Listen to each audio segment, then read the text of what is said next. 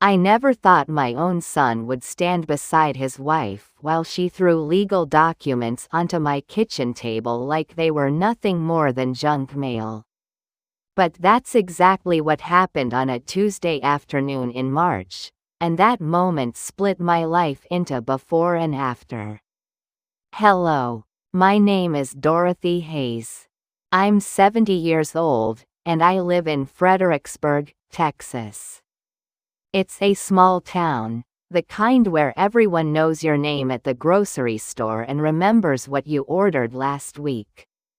I've been here my whole life. This is the story of how I almost lost everything I'd built. Let me tell you how it started.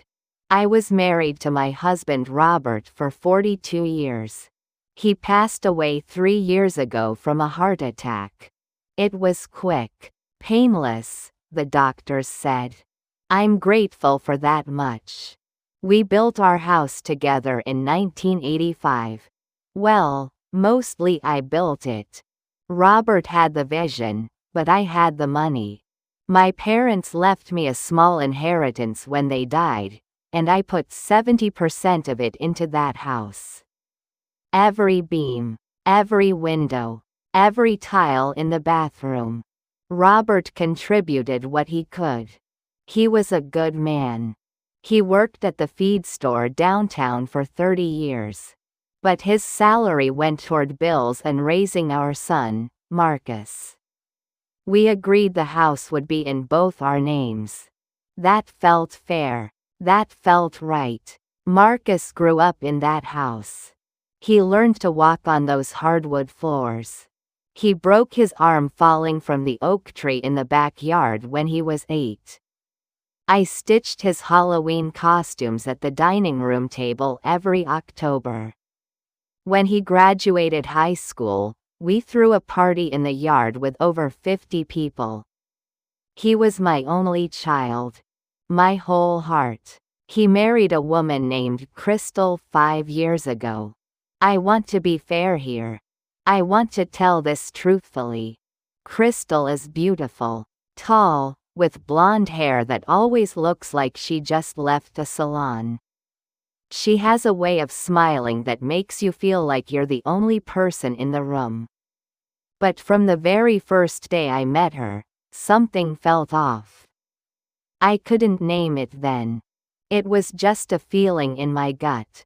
Like when you smell rain coming before the first drop falls. Marcus was 38 when they married. Crystal was 34. She moved into our house with us. That was the agreement. Robert was still alive then, and he said it would be temporary. Just until they saved enough for their own place. But temporary stretched into months, then years. Crystal never called me Mom. She never called me Dorothy either. She called me, Ma'am, when other people were around and nothing at all when we were alone. She rearranged my kitchen cabinets without asking. She bought new curtains for the living room and threw my old ones away. When I asked her about it, she said, they were outdated. I was doing you a favor. Robert noticed it too. He told me once, late at night when neither of us could sleep, that woman doesn't like you. I asked him why he thought that. He said he didn't know, but he could feel it. And he worried about it. He worried about what would happen after he was gone. 3 months before he died, Robert went to see a lawyer. I didn't know about this until much later. He set up something called a life estate deed. What it meant was that I had the legal right to live in that house for the rest of my life. No one could force me out. Not Marcus. Not Crystal. Not anyone. He told me about it on his last morning. He was sitting in his chair by the window, looking tired and gray. He said, Dorothy, listen to me carefully. No matter what happens after I'm gone, this house is yours. Don't you ever forget that. I didn't understand what he meant then. I understand now. After Robert died, everything changed. Crystal's coldness turned into open hostility. She stopped pretending to be polite. She would walk past me in the hallway without speaking. She made dinner for herself and Marcus but left nothing for me. If I cooked something, she wouldn't eat it. She said my food made her sick to her stomach. Marcus saw all of this. He said nothing. I tried to talk to him about it. I said, "Son, why does your wife treat me this way? What did I do to make her dislike me?" He looked uncomfortable, like I was putting him in an impossible position. He said, "Mom, you're probably imagining things. Crystal's just stressed. She's trying to start a business. That was her big dream. A beauty studio downtown. She wanted to open her own place. She needed money for it. A lot of money." That's when I started to understand. This house wasn't just a place to live anymore.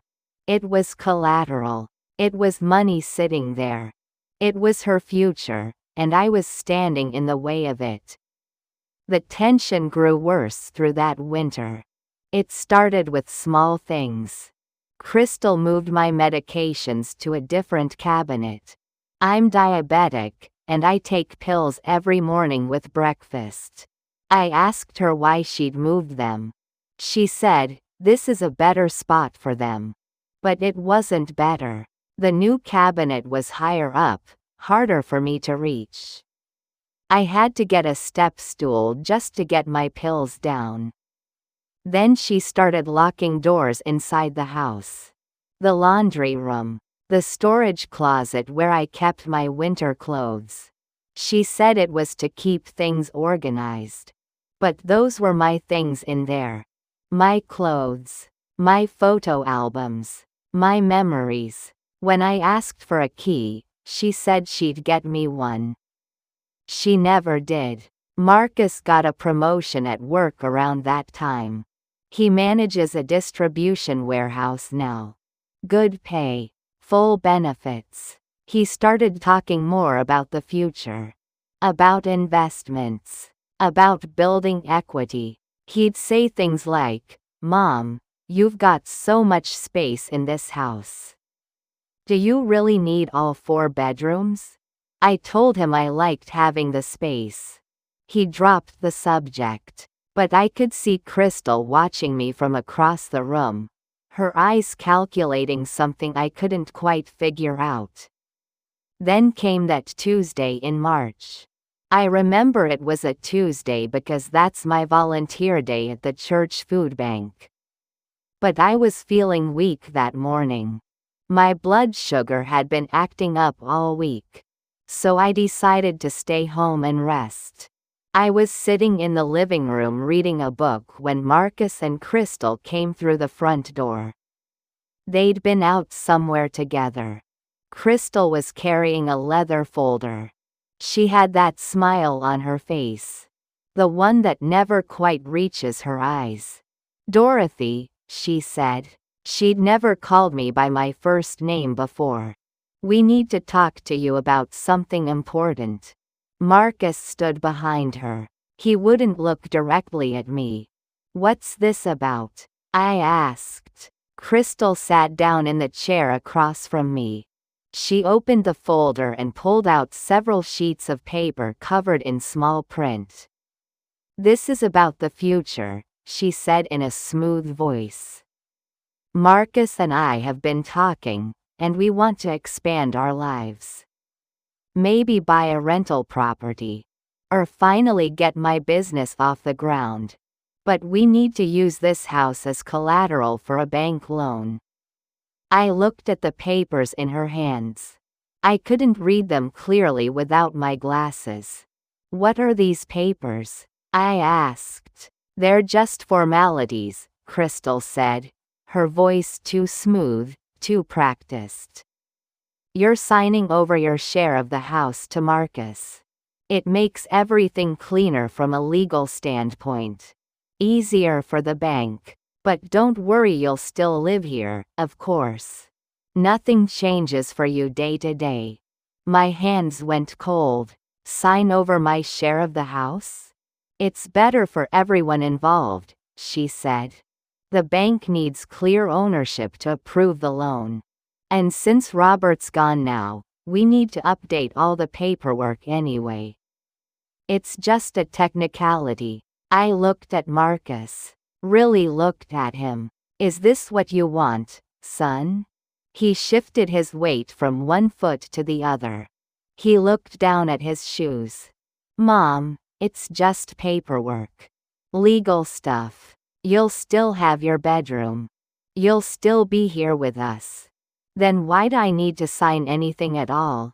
I asked. Crystal's smile tightened at the corners.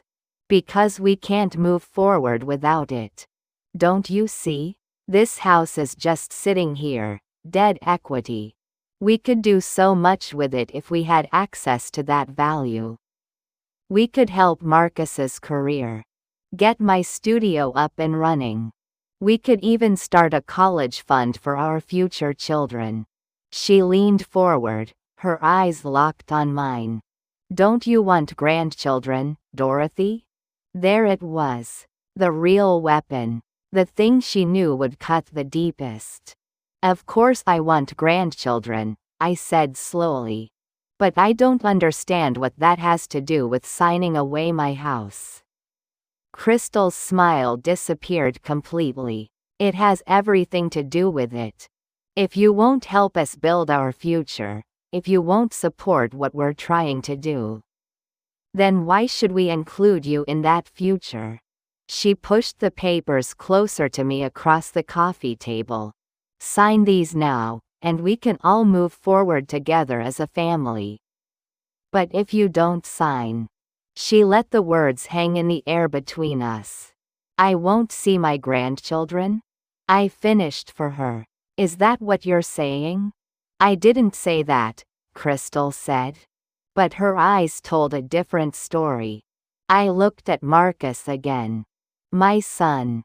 The boy I'd carried for 9 months and raised for 38 years. Son, do you agree with this? With what she's saying? He finally looked at me. His face was torn, conflicted. But then he said, Mom, just sign it. Please. It'll make everything so much easier. Easier for who? I wanted to ask, but I already knew the answer. I thought about Robert in that moment. About our last conversation before he died. About the life estate deed he'd set up without telling me. About how he'd somehow known this exact situation would happen. I thought about this house and everything it represented. Every sacrifice I'd made to build it. Every memory embedded in these walls. Every legal right I had to be here. I picked up the papers and set them back down on the coffee table. My hands were shaking, but my voice came out steady and clear. No, I said. I won't sign this. Crystal's face changed in an instant. The mask slipped away, and what I saw underneath was pure, undiluted rage. Excuse me? I said no. This is my house too.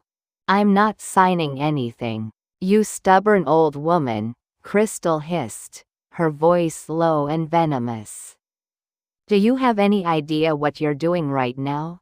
You're choosing a house over your own family. Over your future grandchildren. Over your son's happiness and future. I stood up from my chair. My knees hurt, but I stood anyway. I needed to be on my feet for this. I'm not choosing a house over anything, I said. I'm choosing myself. For once in my life, I'm choosing myself and what I know is right. Marcus finally spoke up. Mom, please. Don't make this harder than it has to be. Just sign the papers. I'm not making anything hard, I said, looking straight at him. You two came into my living room with papers and threats. All I'm doing is saying no. Crystal grabbed the folder and stood up abruptly, her chair scraping against the floor. Fine, she spat out. But don't come crying to us when you realize what you've lost. Don't expect us to include you in our lives anymore. She turned sharply to Marcus. Let's go. Now. They walked out together. The front door slammed so hard the pictures on the wall shook.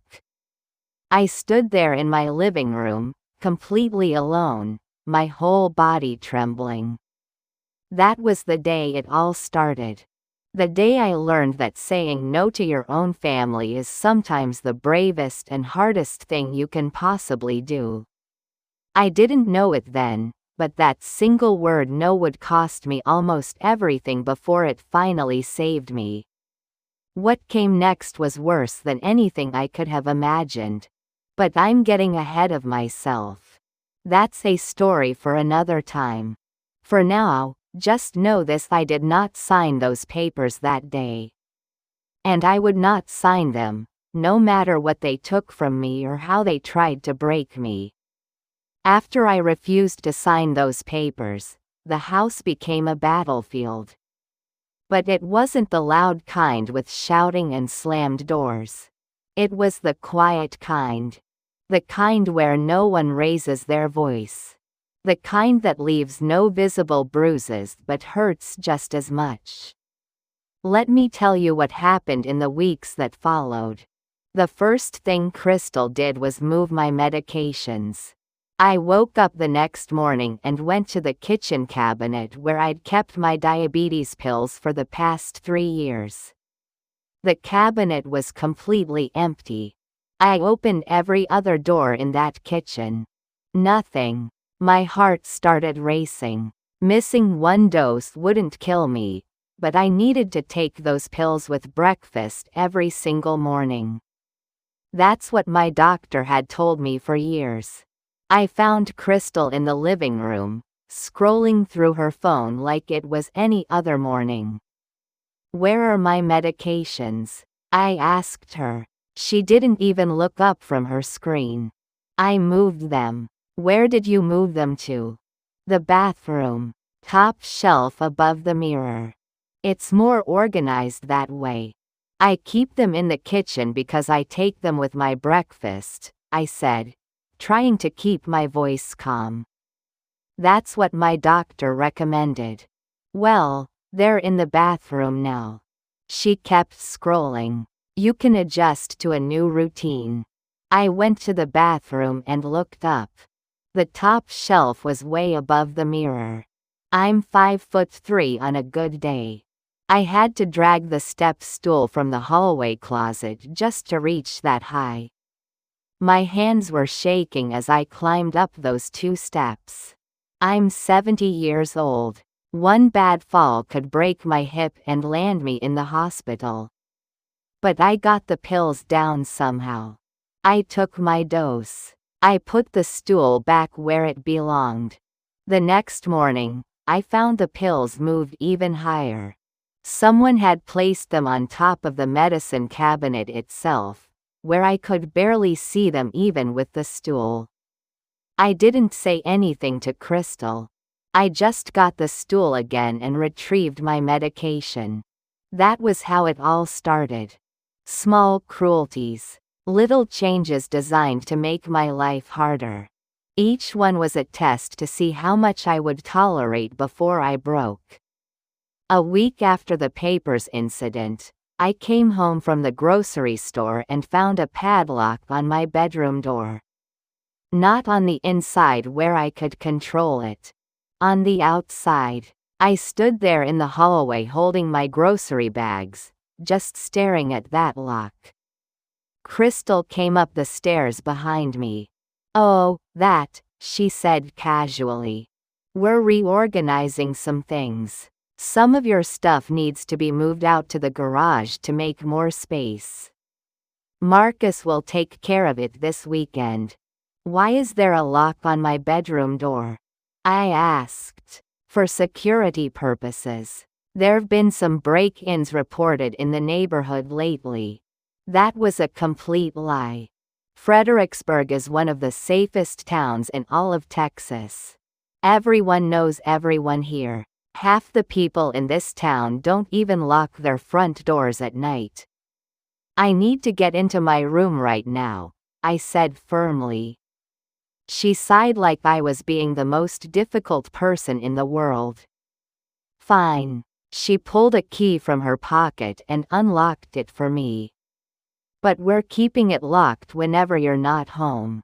Just to be safe and secure. I wanted to argue with her.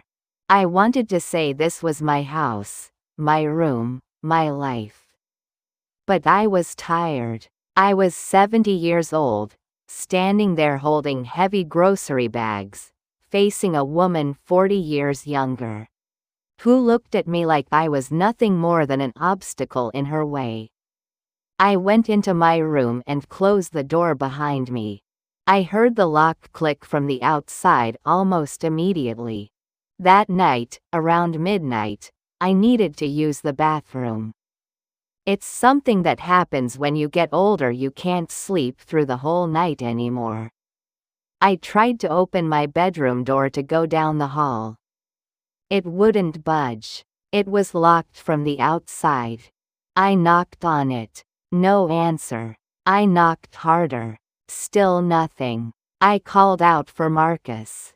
For Crystal. Complete silence from the rest of the house. I had to wait there until morning, trapped in my own bedroom like a prisoner.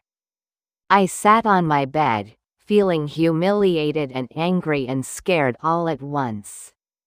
When Crystal finally unlocked the door at 7 in the morning, she acted completely surprised. Oh my goodness, were you locked in? The lock must have clicked shut accidentally. You should have called out or something. I did call out, I said, my voice shaking. I knocked and called for help. Really? I didn't hear a single thing. She smiled that cold smile of hers. Maybe you should keep your cell phone in your room at night. You know, in case of emergencies like this. After that night, I kept a plastic bucket in my closet. I'm not proud of that fact. But what other choice did I have? Marcus saw all of this happening. He worked from home 2 days every week. He must have noticed the padlock on my door. Must have heard me knocking and calling out that night. But he never said a word about it. When I tried to talk to him alone, he was always too busy. Always on an important phone call. Always about to leave for a meeting. One afternoon, I finally caught him alone in the kitchen. Crystal had gone out to get her nails done. Marcus, I said, we need to talk about what's happening. He poured himself a cup of coffee without looking at me. Can it wait? I've got a conference call in 10 minutes. No, it can't wait. It's about what's going on in this house. He sighed and set down his mug hard on the counter. Mom, what exactly do you want me to say? I want you to see what your wife is doing to me. The locks on my door.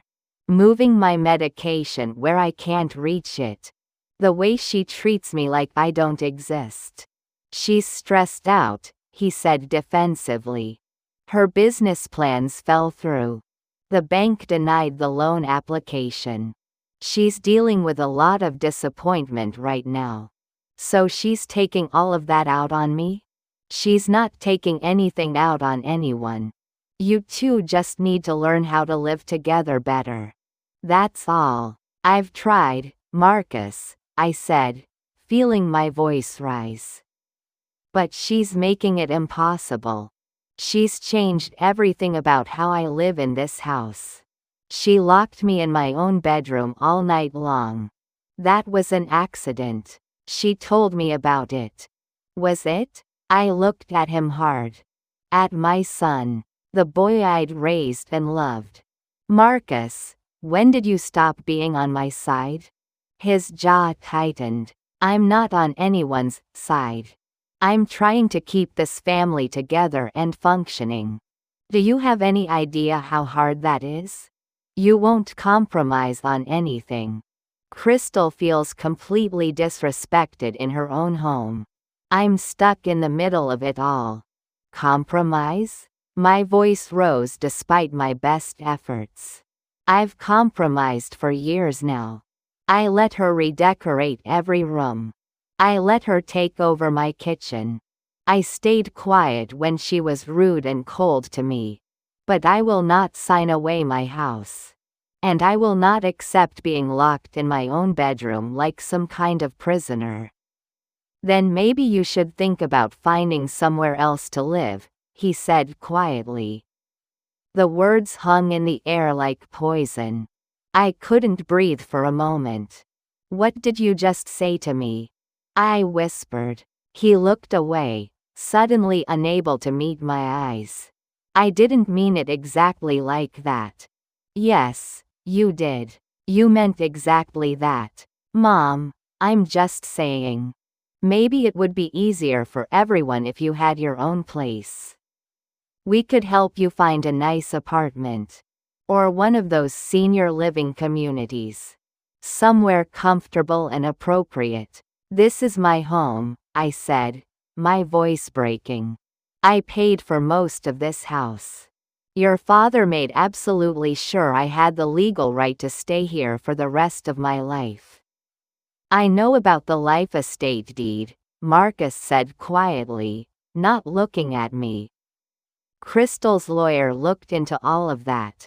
It's valid and binding. But it doesn't mean this living situation has to work out. You could leave voluntarily. We could sell the house and split the proceeds. You'd have more than enough money for a really good place of your own. So that was their plan. They'd consulted a lawyer.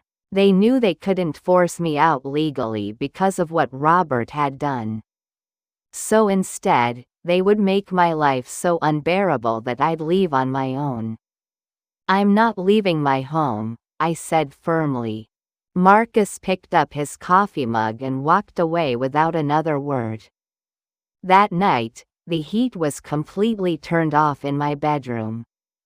It was March in Texas, and while the days were getting warmer, the nights were still cold. I piled every blanket I owned onto my bed. In the morning, I checked the thermostat in the hallway. It was set to 62 degrees for the whole house. But when I held my hand up to the heating vent in my room, no warm air came out at all. Someone had closed it. From the outside, behind a metal panel I couldn't reach without a ladder. I started wearing sweaters indoors. 2 pairs of socks on my feet at all times. I went to the hardware store and bought a small space heater with my own money. It helped a little bit. Crystal started assigning me household chores. Cleaning all the bathrooms, mopping the floors, washing dishes after every meal. Since you're home all day anyway with nothing to do, she said. I'm 70 years old with arthritis in both hands. But I did the chores. I didn't want to give her any more ammunition to use against me. She would inspect my work afterward like a drill sergeant. You missed a spot right here. This grout isn't clean enough. Do it all over again. I would redo it exactly as she asked. Then she'd find something else wrong. This went on for weeks. I became a servant in my own house. No, it was worse than being a servant. Servants get paid for their work. Servants can quit and find other jobs. I was trapped with no way out. My friends from church started noticing something was wrong. Mary called one evening and asked if I was feeling okay. I told her I was fine, just tired. Helen from next door brought over a tuna casserole and said I looked exhausted. I thanked her and closed the door quickly. I didn't want to burden anyone with my problems. I didn't want to admit out loud how bad things had really gotten. But Helen kept watching me carefully. I'd see her in her yard when I took out the trash or got the mail. She'd always wave and smile. Once, she called over the fence, "Dorothy, you know where I live if you ever need anything at all." I nodded and thanked her. I wasn't ready to ask for help yet. But I filed that information away in my mind. At night, lying alone in my cold bedroom, I would think about Robert. About how he'd set up that life estate deed without telling me until his very last day. He'd known somehow. He'd seen this coming, or something like it. He'd tried his best to protect me. The deed meant I couldn't be legally evicted. I couldn't be forced out by a judge. But it didn't protect me from this slow, cruel erasure. From being made to feel like I didn't exist inside my own home. I pulled out the deed documents one night and read through them carefully with my reading glasses. The legal language was clear and binding. I had the absolute right to live in this house until the day I died. No one could take that from me. But rights written on paper don't keep you warm on cold nights. They don't unlock doors when you need to use the bathroom. They don't stop someone from making you feel like you're completely invisible. I realized then what Crystal was really doing. She couldn't get this house through legal means. So she was trying a different approach. She was going to make me so miserable, so uncomfortable, so worn down that I'd leave voluntarily. I'd just give up and walk away. And Marcus was letting her do it. Maybe even helping her do it. The question that haunted me was why. Why did she hate me this much? I'd never criticized her cooking or her clothes or her dreams. I'd stayed completely out of their marriage. I'd made myself as small and quiet as I possibly could. Then one night, lying awake in the dark, it finally hit me. It wasn't about anything I'd done. It was about what I represented to her. I was Marcus's mother, his first family, his original loyalty. And this house that contained my entire history, my marriage, my years of hard work, it was living proof that I had existed before she came along. That Marcus had a whole life before he met her. She didn't just want the house and the money it represented. She wanted to erase me completely from Marcus's life. That realization changed something fundamental inside me. I stopped trying to please her. I stopped redoing the grout when she complained. I stopped apologizing for taking up space in my own home. I started keeping detailed written records instead. I wrote down every locked door. Every time the heat was turned off. Every cruel comment. I dated each entry carefully. I didn't know yet what I'd do with these records. But I kept them safe. I also started talking more with Helen over the fence. Just small, casual conversations. But I let her know, without saying it directly, that things were not okay in my house. That if something bad happened, she should pay attention. One morning in early April, I woke up to find my medications completely gone. Not just moved to a different location. Gone entirely. I searched everywhere: the bathroom, the kitchen, my bedroom, the hallway closet. Nothing. I felt panic rising in my chest like cold water. I needed those pills. My body needed them today. I found Crystal in the kitchen making her breakfast. "Where are my medications?" I asked, trying to keep my voice steady. "How should I know where you put them?" She didn't even turn around to look at me. "Crystal, this isn't funny. I need those pills. Then you should keep better track of your things." I always keep them in the same place. You moved them somewhere. She turned around then, and her eyes were ice cold. Are you accusing me of something, Dorothy? I'm asking where you put my medications. And I'm telling you I have no idea where they are. Maybe you're getting forgetful. It happens at your age. She smiled that cruel smile. Maybe you should see a doctor about your memory problems. My hands were shaking with anger and fear. I need those pills today. Then you'd better find them. She turned back to her eggs like I didn't exist. I searched the entire house for 2 solid hours. I finally found them in the garage, inside a cardboard box labeled, "Donate." They'd been sitting there long enough that my morning dose was already several hours overdue. That night, I lay in my cold bed, too tired to make myself dinner after all that searching, and I thought, this is it. This is how they're planning to break me down completely. But then I thought about Robert again. About his last words to me. This house is yours. Don't you ever forget that. I thought about the life estate deed, still locked safely in my dresser drawer. I thought about Helen next door, watching and waiting. I thought about the records I'd been keeping, documenting everything. And I decided something number. I will not be broken. I will not leave this house. I will not disappear and make their lives easier. If they want me gone, they're going to have to face what they're doing.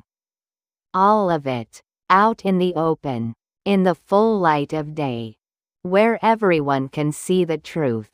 I didn't know exactly how to make that happen yet. But I knew I wouldn't go quietly into the night. I'd survived 70 years on this earth. I'd survived losing Robert. I'd raised a son mostly on my own. I'd helped build this house with my own money and my own hands. I would not be erased from my own life. The worst was still coming. I could feel it approaching like a storm. When you push someone into a corner with no way out, they either break completely or they fight back with everything they have. Crystal was about to find out which kind of person I was. But that's for next time. For now, just know this: I was done being invisible in my own home. It happened on a Thursday night in late April. The weather had turned strange that week. A cold front swept down from the north, unseasonable for that time of year. The kind of unexpected cold that catches you off guard because you've already packed away your heavy winter coats. That morning, the temperature dropped to 38 degrees.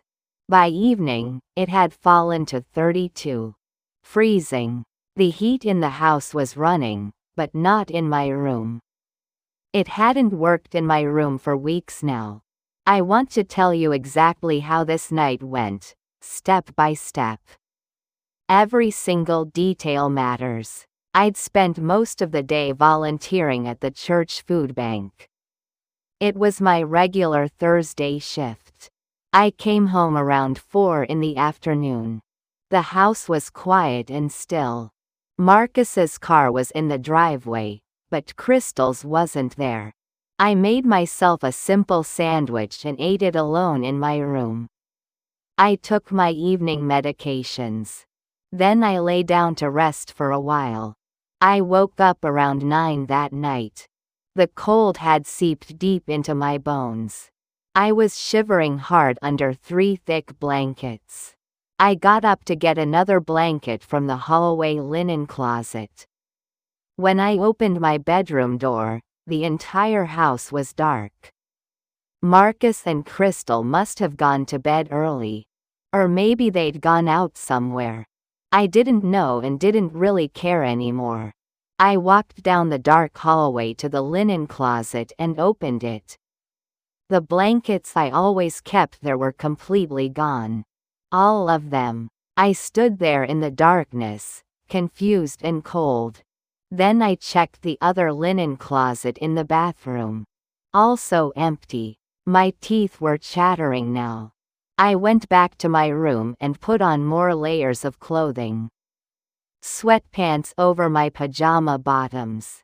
2 sweaters over my nightgown. Extra socks. I climbed back into bed and pulled all the blankets up to my chin. But I still couldn't get warm. The cold was inside me now, settled deep into my joints. My hands ached terribly. My feet felt completely numb.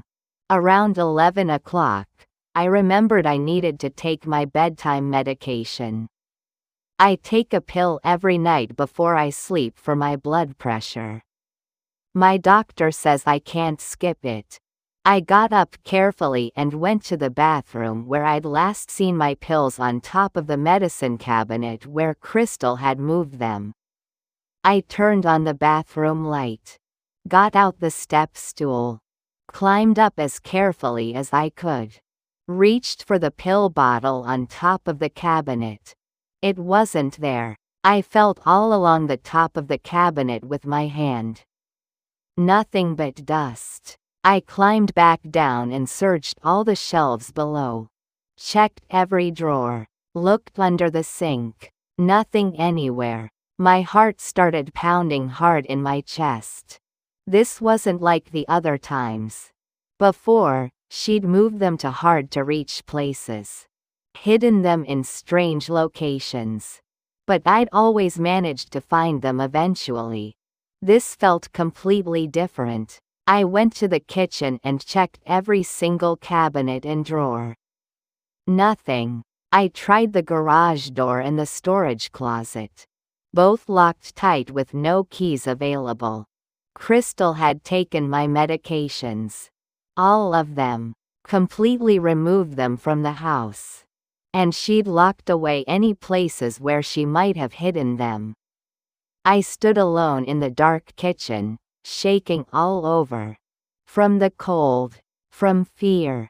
From a rage so deep I could barely breathe. This wasn't just cruelty anymore. This wasn't just making my life difficult. This was dangerous. This could actually hurt me. I walked to Marcus and Crystal's bedroom door and knocked. No answer.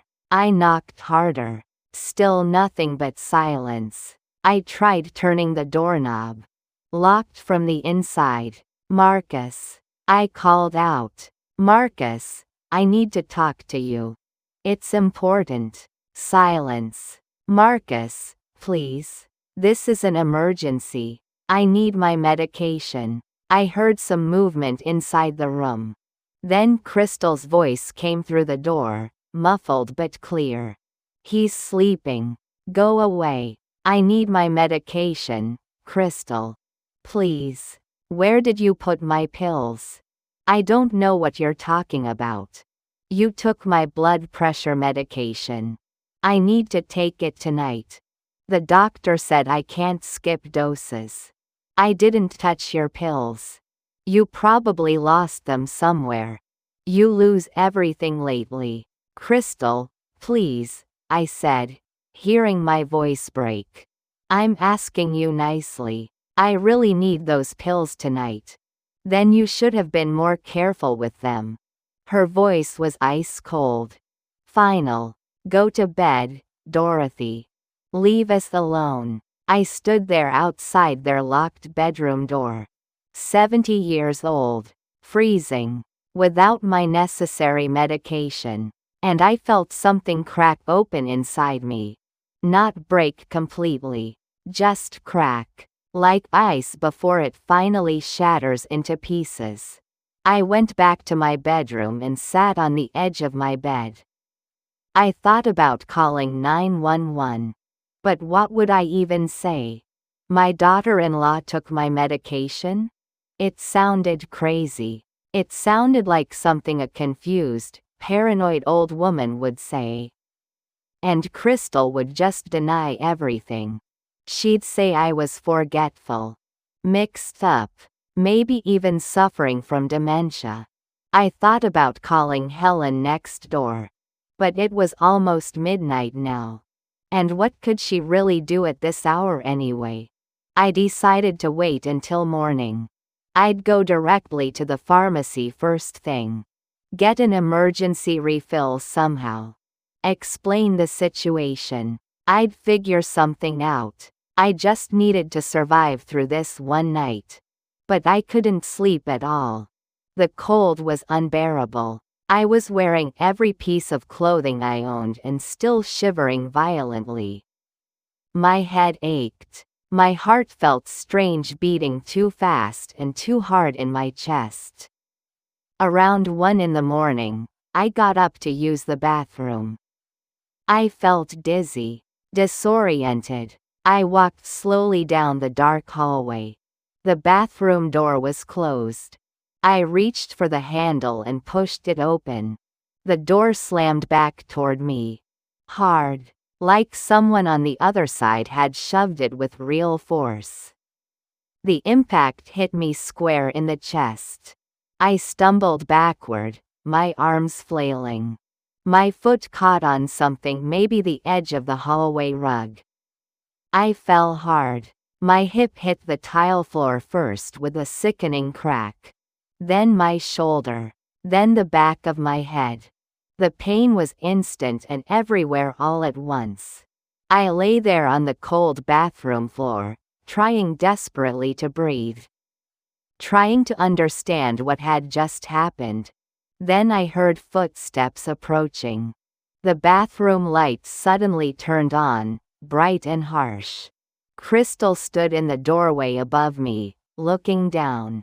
She was wearing her silk robe.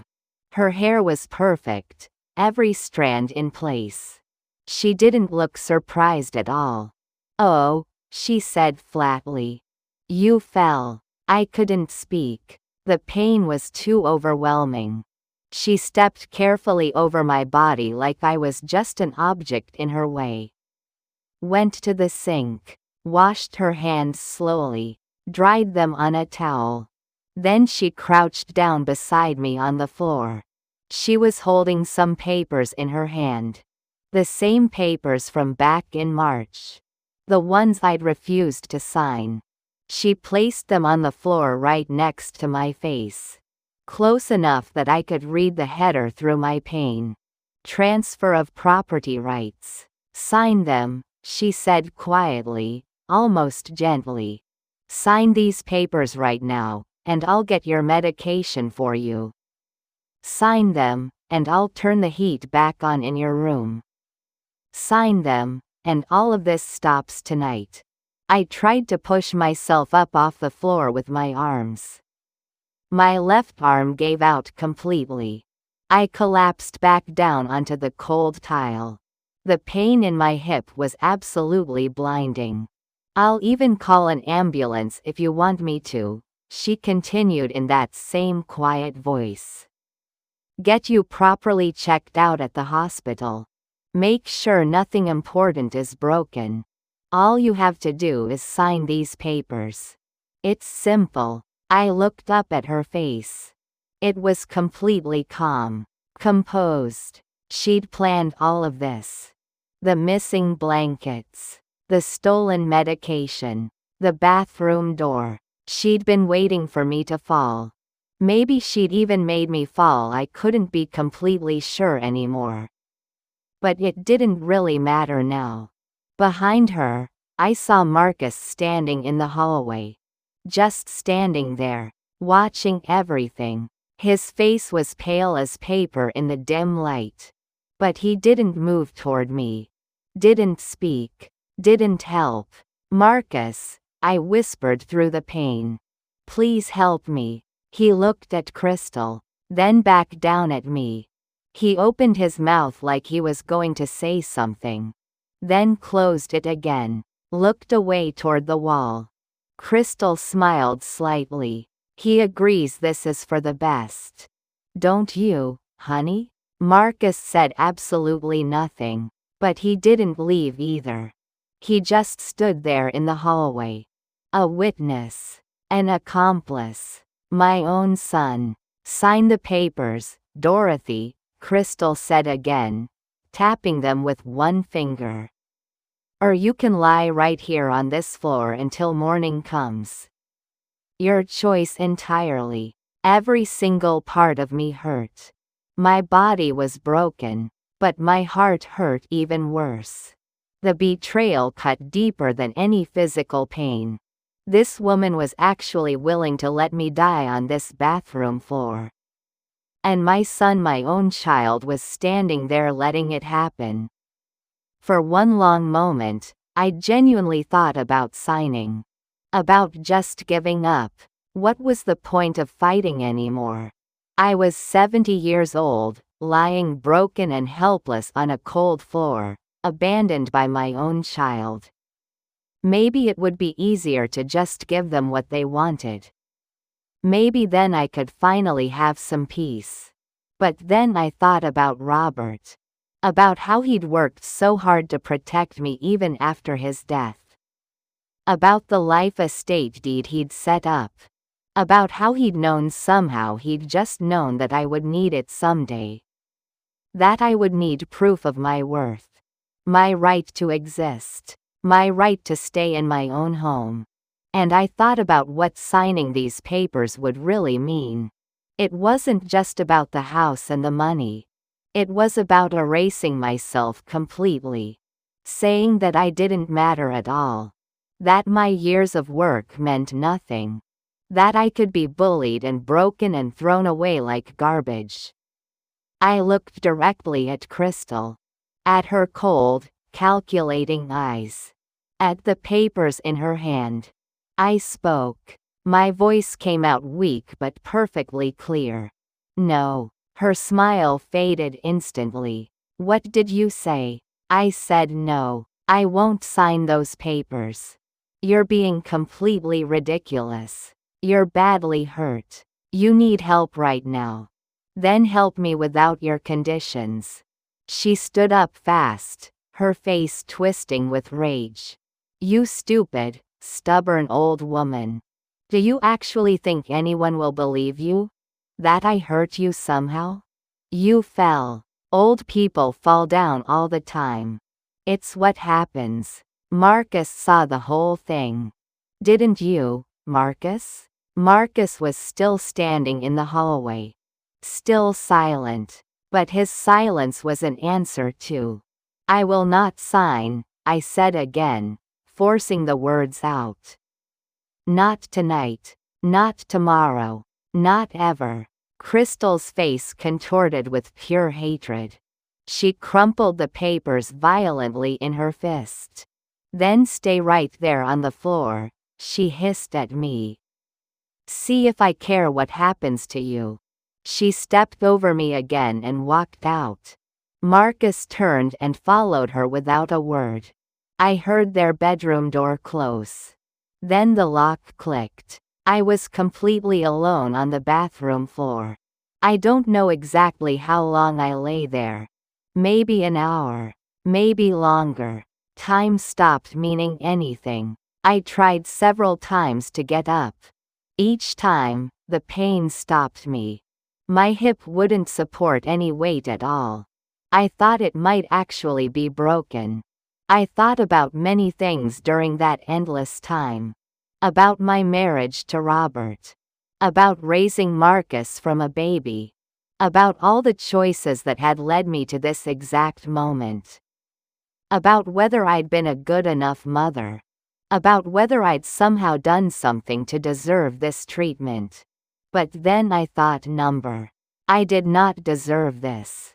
Nobody deserves this kind of treatment. And I thought, this isn't just cruelty anymore. This is abuse. This is criminal. And Marcus is part of it now. Somehow, I managed to pull myself across the floor to the wall. Used it to brace my body. Got up onto my knees, inch by painful inch. Then slowly up to my feet. Every single movement was pure agony. But I did it. I stood up. I looked at myself in the bathroom mirror. My face was deathly pale.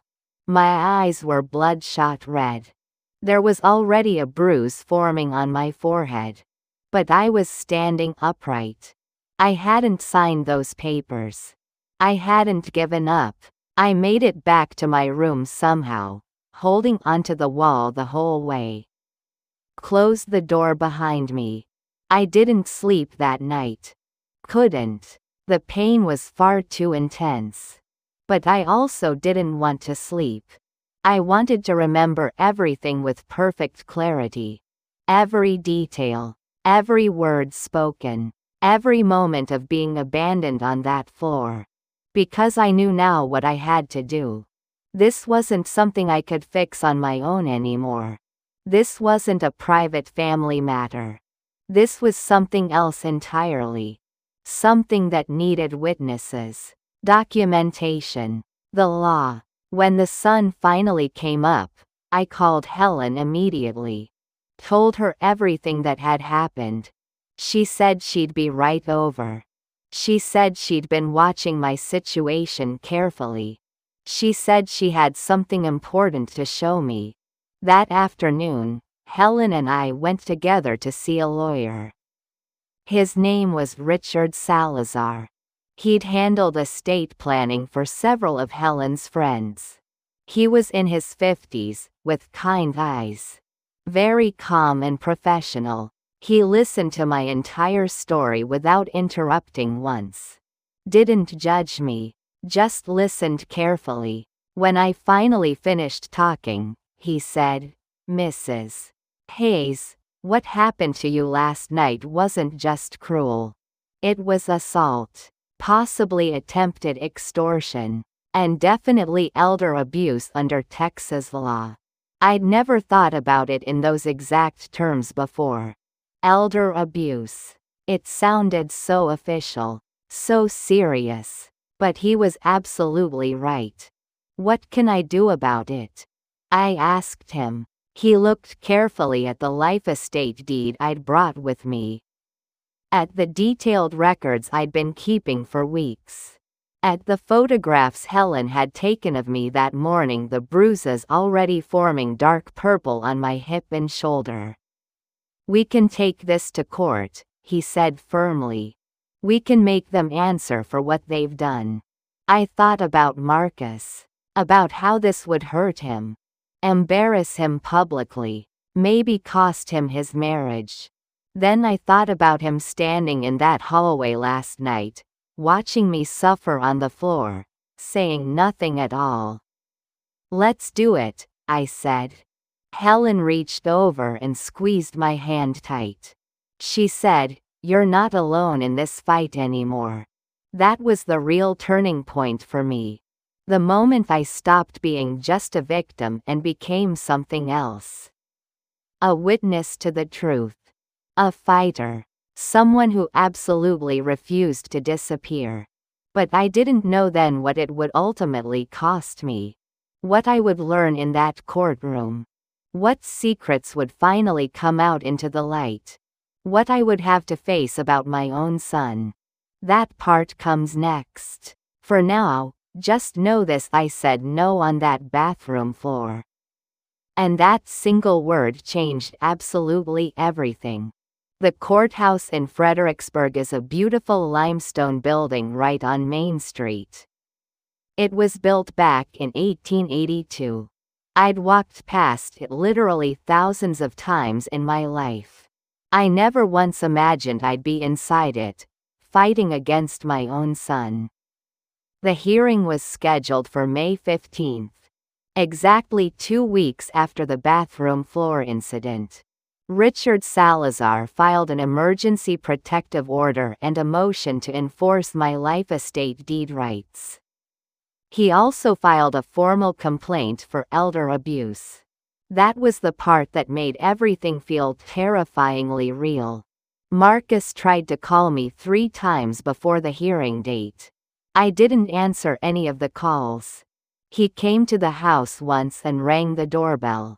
I didn't open the door for him. I was staying with Helen by that point. She'd absolutely insisted. Said I needed to be somewhere safe while we waited for the court date. On the morning of the hearing, I put on my best dress. Navy blue with a white collar. The one Robert always said made me look dignified and strong. My hips still hurt constantly. I walked with a cane now. The bruises had faded from deep purple to a sickly yellow-green color. But they were still clearly visible. Richard met me outside the courtroom doors. "Are you ready for this?" he asked gently. I wasn't ready at all. But I nodded anyway. Inside, the courtroom was smaller than I'd expected. Dark wood paneling on all the walls.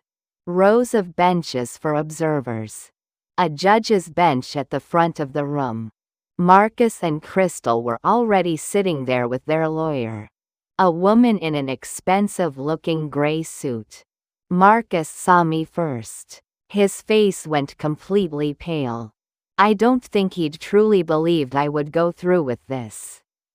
That I would actually take it this far. Crystal didn't look at me at all. She just stared straight ahead, her jaw clenched tight. Judge Patricia Morrison entered through a side door. We all stood up respectfully. She was in her 60s, with gray hair pulled back in a neat bun. Very sharp, intelligent eyes. She sat down behind her bench and told us all to sit. "This is a hearing regarding Dorothy Hayes versus Marcus Smith and Crystal Smith," she said clearly. "Multiple claims including enforcement of property rights and serious allegations of elder abuse. Mr. Salazar, you may begin presenting your case." Richard stood up. "Your Honor, my client Dorothy Hayes is 70 years old. She's lived in her home at 428 Oakwood Drive for 40 years. She personally paid for 70% of that home with her own inheritance money. Her late husband Robert established a life estate deed ensuring she could live there safely until her death. That legal right is being systematically violated. But more than that, Mrs. Hayes has been subjected to deliberate, systematic abuse by her daughter-in-law Crystal Smith, with the full knowledge and complicity of her son Marcus Smith." Crystal's lawyer stood up quickly. "Your Honor, these are extremely serious accusations. My clients categorically deny any abuse whatsoever. Mrs. Hayes has been living rent-free in their home for years. They've been trying to help her transition to more appropriate senior living arrangements. She's become increasingly difficult, unreasonable, and quite frankly paranoid." "I am not paranoid," I said loudly. The judge looked directly at me. "Mrs. Hayes, you'll have your opportunity to speak. Please wait your turn." I nodded and sat back down, my heart pounding. Richard continued. "Your Honor, I'd like to present 3 specific pieces of evidence that tell the complete story of what's happened here." "Proceed with your evidence." He walked over to his table and picked up a folder. "First, the life estate deed." He handed copies to the judge and to Crystal's lawyer. "This legal document, properly executed by Robert Hayes 6 months before his death, grants Dorothy Hayes the absolute and irrevocable right to reside at 428 Oakwood Drive for the remainder of her natural life. This is not a gift or a favor. This is a binding legal right. The defendants cannot force her out through any means. They cannot make her living conditions so unbearable that she leaves voluntarily. That would constitute constructive eviction, which is illegal under Texas law." The judge read through the document carefully. "This appears to be properly executed and in order. Mrs. Smith, were you and your husband aware of this deed's existence?" Crystal's lawyer answered for them. "Your Honor, my clients were aware of the deed. However, they maintain that Mrs. Hayes's continued presence has become completely untenable for everyone involved. They're not attempting to evict her illegally. They're simply trying to help her find more suitable accommodation for a woman of her age. By locking her in her bedroom at night? Richard said sharply. By repeatedly moving her essential medications to places she can't physically reach? By turning off the heating in her room during freezing weather? Those are unproven allegations, Crystal's lawyer said firmly. Not established facts. Then let's discuss established facts, Richard said. He pulled out another document from his folder. Your Honor, this is the prenuptial agreement between Marcus Smith and Crystal Smith. It was properly executed before their marriage 5 years ago. Marcus's face completely changed. He looked sharply at Crystal. She wouldn't meet his eyes at all. A prenuptial agreement? The judge said, looking puzzled. What does that document have to do with this elder abuse case? Page 7, Section 4, Subsection B, Richard said clearly. I'll read the relevant passage aloud for the court. In the event that Party B, that's Crystal Smith, engages in verbal, emotional, or physical abuse toward any member of Party A's immediate family, including but not limited to Party A's mother Dorothy Hayes, Party B shall immediately forfeit all rights to marital property acquired during the marriage, including but not limited to real property, financial assets, and business interests. The entire courtroom went completely silent. Marcus stood up abruptly. What? I don't remember any clause like that in there. Crystal grabbed his arm hard. Sit down, she hissed at him. Your Honor, Richard continued calmly, this prenuptial agreement was specifically drafted by Robert Hayes's personal attorney at Robert's direct request. He personally insisted on including this protective clause. And Marcus Smith signed the agreement voluntarily. I didn't know what I was signing, Marcus said, his voice cracking with emotion.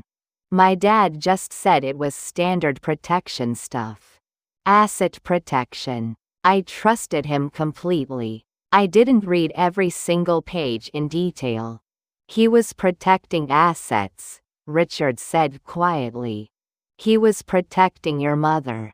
The judge looked at the prenuptial agreement, then at Marcus, then directly at Crystal.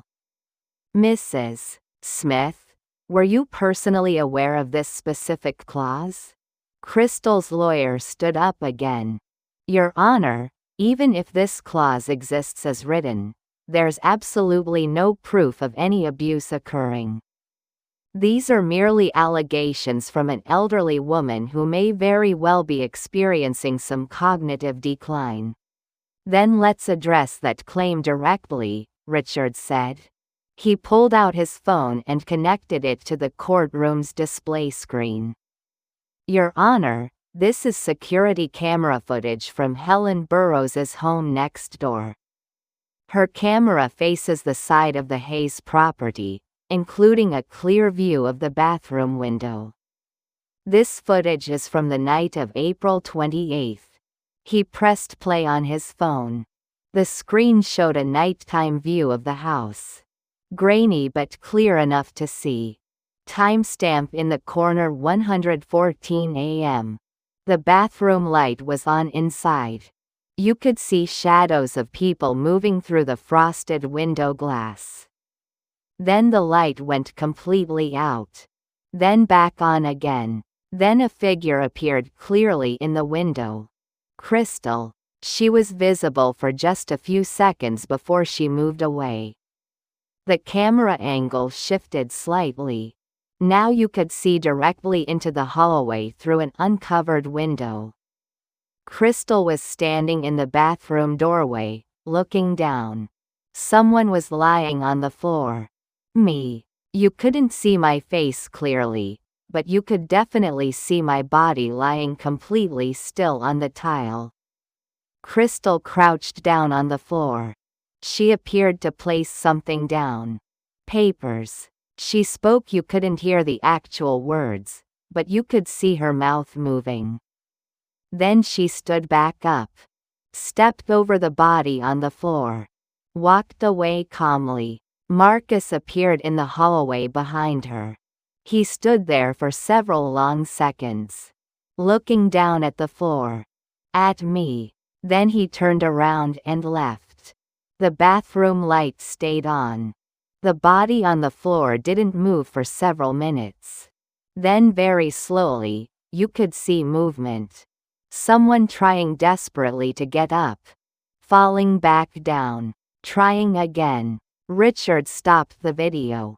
The courtroom was absolutely silent. You could have heard a pin drop. Crystal's face had gone completely white. Marcus had his head buried in his hands. "Your Honor," Richard said, "Dorothy Hayes fell that night. Or possibly was pushed. We may never know for certain. Either way, she was seriously injured and in significant pain on that bathroom floor." Crystal Smith used that vulnerable moment to attempt to coerce her into signing property transfer documents. When Dorothy refused, Crystal simply left her lying there on the floor. Marcus Smith witnessed this entire incident and did absolutely nothing to help his own mother. This is textbook elder abuse. This is attempted extortion. And this is precisely what Robert Hayes feared would happen when he insisted on drafting that prenuptial agreement clause. The judge stared at the screen for a long moment. Then she looked directly at Crystal. "Mrs. Smith, do you have any explanation for this footage?" Crystal's lawyer whispered something urgently in her ear. Crystal shook her head. "Mrs. Smith, I'm asking you a direct question that requires an answer." Crystal stood up slowly. Her voice was shaking. "She fell. I heard a loud noise. I went to check on what happened. She was already on the floor.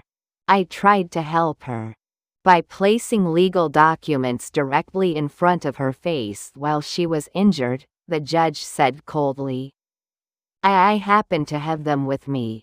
I thought if she would just sign them, we could use the house equity to get a loan to pay for her medical care." "Stop talking," the judge said sharply. "Just stop right there." She looked at Marcus. "Mr. Smith, you personally witnessed your mother injured and lying on the floor. You did nothing at all to help her?" Marcus looked up. His eyes were red and wet with tears. "I don't know why I didn't help. I was scared." Crystal kept saying Mom was fine. Said she was just being dramatic for attention. I wanted to believe that was true. I needed to believe it. His voice broke completely. "God help me, I wanted to believe it because admitting the truth was too hard. Because it was easier than standing up to my wife." "What was the truth?" the judge asked. Marcus looked at Crystal, then at me. "The truth is that my wife hated my mother. And I let her. I let her make Mom's life absolute hell because I was too weak to stand up for what was right. Because I wanted peace in my marriage more than I wanted to protect my own mother." Tears were running freely down his face now. "I'm so sorry, Mom. I'm so incredibly sorry for everything. I wanted to say something back to him. Anything. But my throat had closed up completely. No words would come out." Crystal stood up angrily. "This is completely ridiculous. We're the real victims here." She wouldn't compromise on anything. Wouldn't sign reasonable papers. Wouldn't leave when it was clearly best. "We have rights too in this situation. You have no rights here, the judge said, her voice like ice. You have systematically violated Mrs. Hayes's legal right to reside peacefully in her own home. You have subjected her to clear abuse. You have attempted extortion. And according to your own signed prenuptial agreement, you have completely forfeited any claim to any marital property. She looked at Crystal's lawyer. I assume you properly advised your client about the existence and terms of this prenup? Crystal's lawyer looked extremely uncomfortable. We were not made fully aware of that specific clause until today's hearing. Then you should have read the agreement much more carefully before taking this case. The judge turned to look at me. Mrs. Hayes, I'm granting your motion to enforce the life estate deed. You have the absolute legal right to reside at 428 Oakwood Drive for the rest of your natural life. I'm issuing an immediate restraining order against Crystal Smith. She is hereby barred from the property. She is barred from any contact with you whatsoever. If she violates this order even once, she will be arrested immediately. She looked at Marcus. Mr. Smith, I'm not issuing a restraining order against you at this time. But I very strongly suggest you carefully consider your priorities and the future of your marriage. Marcus nodded, unable to speak through his tears. The judge closed the file folder. This hearing is concluded. Mrs. Hayes, I am deeply sorry for what you've endured. Please know that this court stands firmly with you. Everyone stood as the judge left the courtroom. I sat back down heavily. My legs wouldn't hold me up anymore. Richard sat down beside me. You won, he said quietly. It's completely over now. But it didn't feel over at all. It felt like something precious had broken that could never be repaired. Marcus walked slowly over to me. Like he wasn't sure I'd even let him approach. Crystal tried to follow him. Her lawyer physically pulled her back. Mom, Marcus said softly. Can we talk? Please? Just for a minute? I looked up at him. My son. The baby boy I'd carried and raised and loved more than anything. The man who'd stood in a hallway and watched me suffer without helping. Not today, I said, my voice barely a whisper. I can't do this today. He nodded, accepting it. I understand completely. I just need you to know I didn't know about that prenup clause. I swear I didn't. I didn't know Dad was trying so hard to protect you from exactly this. If I'd known, would it have changed anything? I asked him. He opened his mouth, closed it again. I honestly don't know, he said finally. But it should have changed everything. Even without that clause, I should have protected you. You're my mother. Yes, I said quietly. I am your mother. He stood there for another long moment. Then he turned and walked away. Crystal was waiting by the courtroom door. She was crying angry tears. She said something to him that I couldn't hear. He shook his head firmly and kept walking. Helen came into the courtroom then. She'd been waiting outside the whole time. She helped me carefully to my feet. Let's go home, she said gently. I don't have a home anymore, I said. Yes, you do. The judge just said so very clearly. We walked out of the courthouse together into the bright May sunshine. The town square was full of normal people doing normal things. Shopping at the stores, talking to friends, laughing, like the entire world hadn't just cracked wide open. That night, lying in Helen's comfortable guest bed, I thought about everything that had been said in that courtroom. About the prenup that Robert had set up. About him knowing what might happen. About Marcus finally crying. About Crystal's face when that video played for everyone to see. And I thought I won the case. But what did I actually win? A house. My legal rights. My dignity. But I lost my son. Maybe forever. That was the real cost of saying no. Of fighting back. Of refusing to disappear quietly. And I still don't know if it was worth that price. But I know I couldn't have done anything else. I had no other choice. Crystal left the house 3 days after the court hearing. I wasn't there to see it happen. I was still staying safely with Helen. But Helen's daughter Margaret lives directly across the street from my old house, and she told us everything that happened. 2 moving trucks pulled up early in the morning. Crystal stood on the lawn supervising while professional movers carried out furniture, clothes, boxes of belongings. Marcus stood on the lawn too, just watching. Not helping at all, just standing there watching it all leave. Margaret said Crystal's face was hard as stone the entire time. She never cried. Never looked back at the house even once. When the very last box was finally loaded into the truck, she got in her car without a word and drove away. She didn't say goodbye to Marcus. Didn't even look at him. Just left. Marcus stood alone in the yard for a long time after she was completely gone. Then he went inside the house and closed the door. That was the end of their marriage. Or maybe just the beginning of the end. I don't really know which. I haven't asked him about it. News travels incredibly fast in a small town like Fredericksburg. By the end of that week, absolutely everyone knew what had happened. The courthouse records are public information. The restraining order is public. People talk. They always do.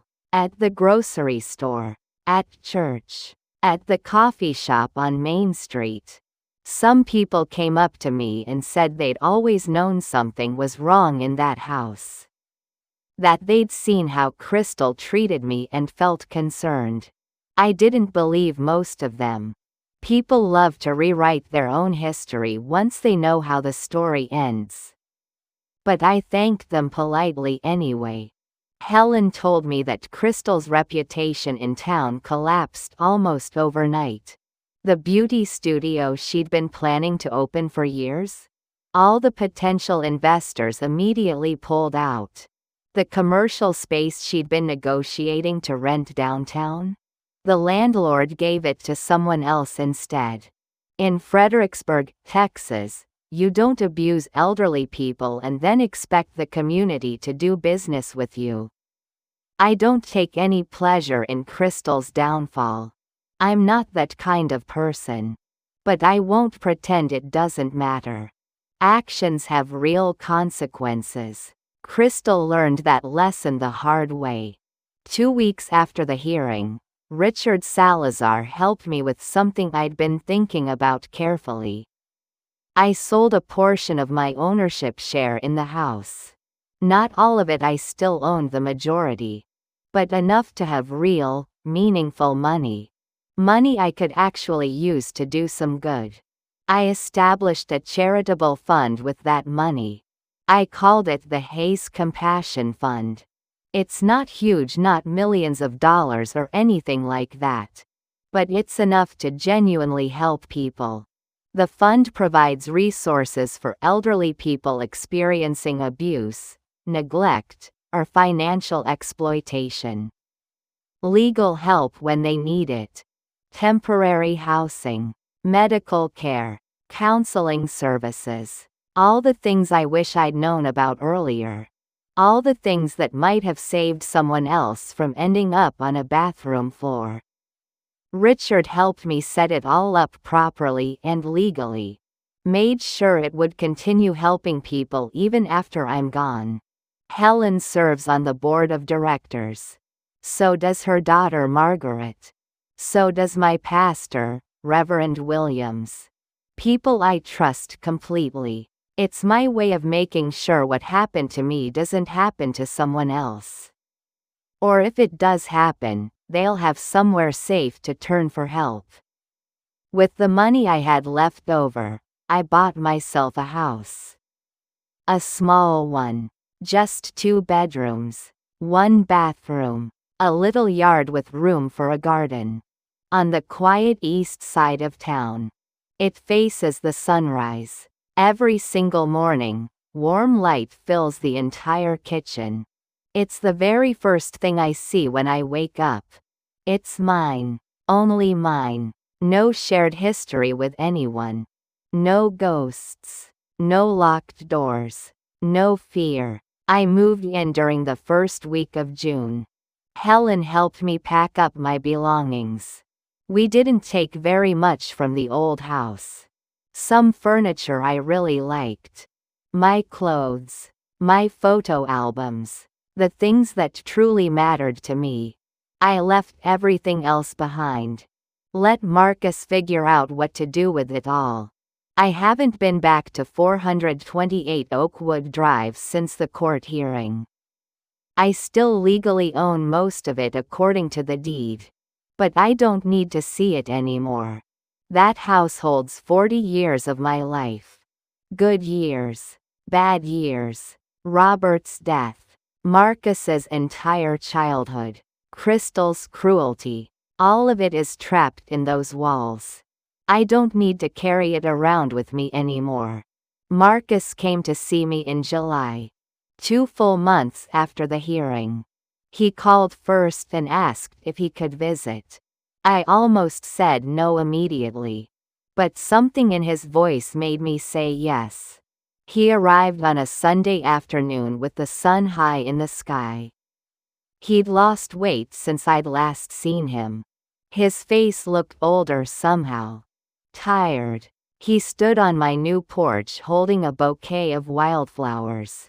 Texas bluebonnets. My favorite. He'd remembered. "Hi, Mom," he said quietly. "Hello, Marcus. Can I come inside?" I stepped aside and let him enter.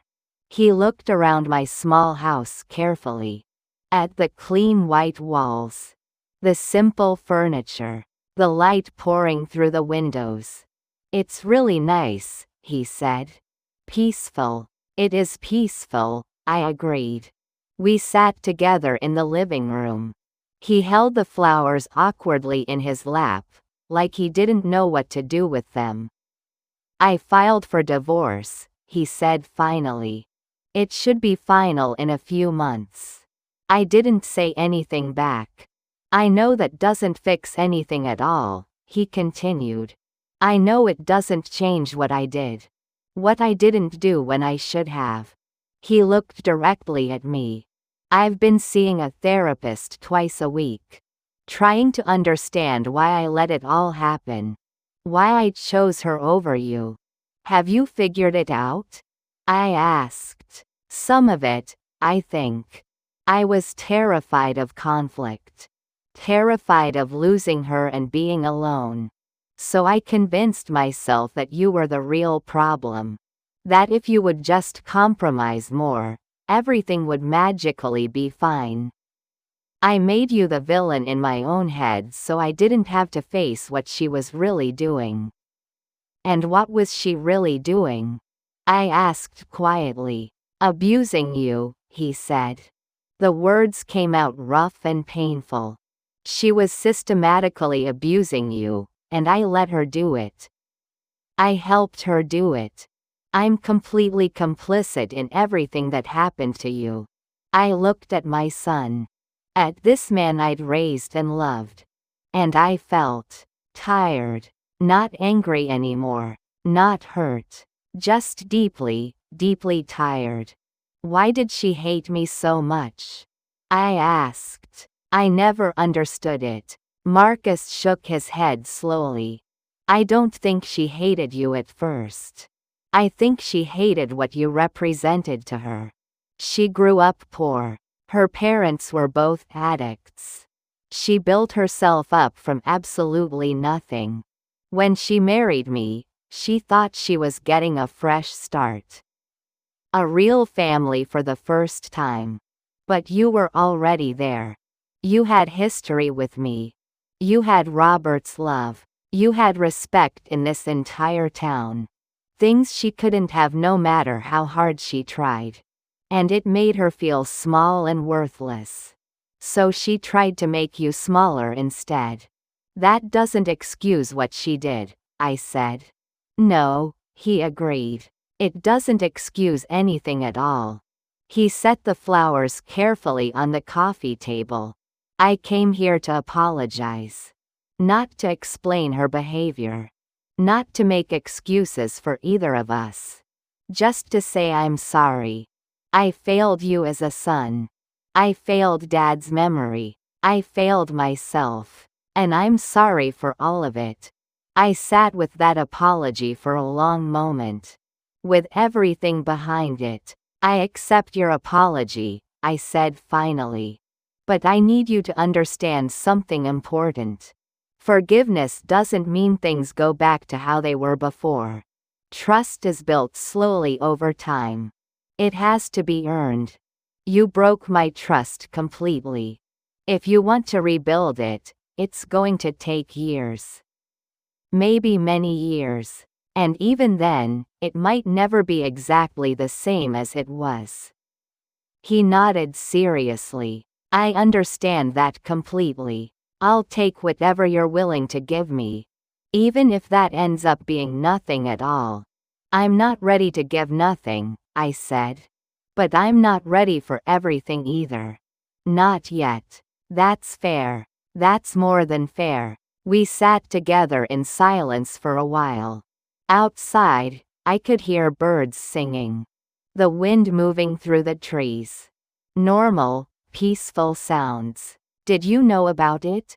Marcus asked. About the prenup clause? About Dad specifically protecting you? No. I found out in that courtroom at the exact same time you did. He knew somehow, Marcus said. He saw what could happen. He tried to protect you even after he was gone from this world. Your father was a very smart man, I said. I wish I'd been more like him, Marcus said quietly. You can still become the person he hoped you'd be, I said. It's not too late for that. Marcus left about an hour later. Before he walked out the door, he turned back to me. Can I hug you? He asked. Would that be okay? I hesitated for just a moment. Then I nodded. He wrapped his arms around me very carefully. Like I might break into pieces. Maybe I would have broken, once. But not anymore. Thank you for not giving up on yourself, he whispered against my shoulder. Even when I gave up on you. After he left, I put the bluebonnets in a glass vase. Set them on the kitchen table where the morning light would hit them just right. They lasted about a week. When they finally died, I pressed one of the flowers carefully in my Bible. A reminder, not of Marcus's apology, but of my own strength. Of the moment I chose myself over everything else. It's been 6 months now since the court hearing. Fall has come to Fredericksburg. The leaves are changing to gold and red. The air is crisp and clean. I wake up every morning in my small house and watch the sunrise through my kitchen window. I make coffee. I read the newspaper. I call Helen to chat. Once a week, I still volunteer at the church food bank. People know my story now. Some of them ask questions about it. I answer when I feel like it. I don't answer when I don't. Marcus calls me every Sunday afternoon. We talk for about 20 minutes. He tells me about his week. I tell him about mine. It's mostly small talk, surface things. But it's something. A beginning maybe. Or at least the shadow of one. I don't know if we'll ever be truly close again. If I'll ever fully trust him the way I used to. If the damage can ever be completely repaired. But I know I'm not closing the door on him. I'm leaving it open. Just a crack. Just enough for light to come through if he's willing to find it. The Hayes Compassion Fund helped its first person last month. An 82-year-old woman whose grandson was stealing her Social Security checks every month. We paid for her lawyer. Got her checks rerouted safely to a new account. Helped her find safe housing away from him. She sent me a thank you card with a hand-drawn flower on the front. I cried when I read her words. That's what justice really looks like, I think. Not just winning in court. Not just protecting yourself. But making absolutely sure that someone else doesn't have to suffer the exact same way you did. I'm 70 years old now. I've lived through a lot in this life. A long, loving marriage. Widowhood. Betrayal. Abuse. Victory in court. Loss of my son. And what I've learned through it all is this: saying no is sometimes the most loving thing you can possibly do. For yourself. And for the people who desperately need to hear it. I said no on a Tuesday afternoon in March. And that no cost me almost everything I had. But it saved me too. It saved my dignity, my legal rights, my sense of self-worth. It reminded me that I matter. That I deserve to take up space in this world. That I am not disposable. Some people think I'm bitter about everything that happened. That I should forgive completely and totally. Move on. Let go of the past. But forgiveness doesn't mean forgetting what happened. It doesn't mean pretending it never occurred. It means carrying the truth forward without letting it poison your entire life. And that's exactly what I'm doing. Every single day. In my small house with the sunrise kitchen and the quiet, peaceful rooms. I didn't sign those papers. I never will sign them. And I'm proud of that fact. Proud of the woman who lay on a cold bathroom floor in terrible pain and still said no. Proud of the woman who stood up in court and told the complete truth. Proud of the woman who built something genuinely good from something terrible. That's my story. That's what happened to me. And I'm telling it now because someone else out there needs to hear it. Someone else is lying on their own bathroom floor right now. Locked in their own room. Being slowly erased in their own home. And they need to know you can say no. You can fight back. You can survive this. You are not too old. Not too weak. Not too alone. You matter. Your life matters. Your dignity matters. And there are people who will help you if you just ask. Don't ever give up on yourself. Even when everyone else has. Especially then. Thank you so much for listening to my story. Thank you for truly hearing me. If this story resonated with you in any way, or if you know someone who desperately needs to hear it, please share it with them. Stories like mine need to be told out loud. Silence protects abusers. Truth protects victims. And if you want to hear more stories like this, stories of survival, strength, and human dignity, I hope you'll subscribe to Grandmama Radio. Please hit that like button.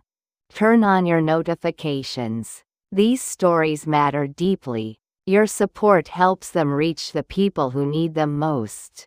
Until next time, remember this: you are worth fighting for. Take care of yourself.